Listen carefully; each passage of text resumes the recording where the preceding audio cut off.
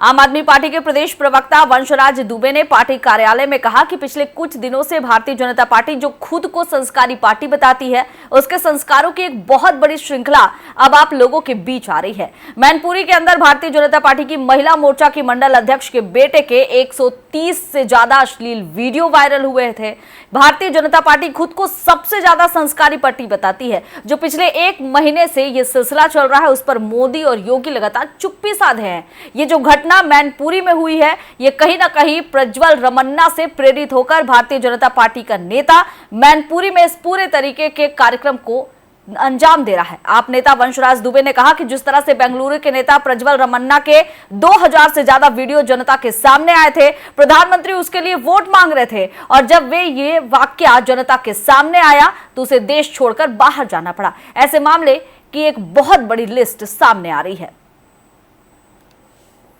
जिस प्रकार से जल शक्ति मंत्रालय द्वारा जल जीवन मिशन योजना के तहत हर घर नल के तहत टंकी बनवाने का काम, पानी की टंकी बनवाने का काम किया जा रहा था,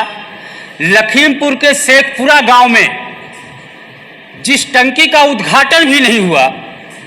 जो लगभग 5.5 करोड़ की लागत से बन रही थी, वो टंकी भरभरा की गिर जाती है। उसके नीचे गनीमत तो ये होता है कि गांव का कोई व्यक्ति नहीं आता, कोई हत्या नहीं होती है, वहां पे कोई इस प्रकार की घटना नहीं होती है, नहीं तो लोग मर सकते थे। वहां की स्वास्थ्य व्यवस्था की सच्चाई ये है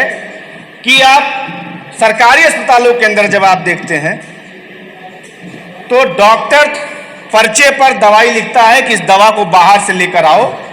और बाहर से ले आने के बाद जब वो दवा मरीज बाहर से खरीद कर लाता है तो उस पर्चे से उस दवा को काट दिया जाता है, हटा दिया जाता है। इस तरीके की दलाली उत्तर प्रदेश के सरकारी अस्पतालों में चल रही है, और ये खबर इस बात की भी पुख्ता सबूत है कि आज उत्तर प्रदेश के सरकारी अस्पतालों में दवाओं,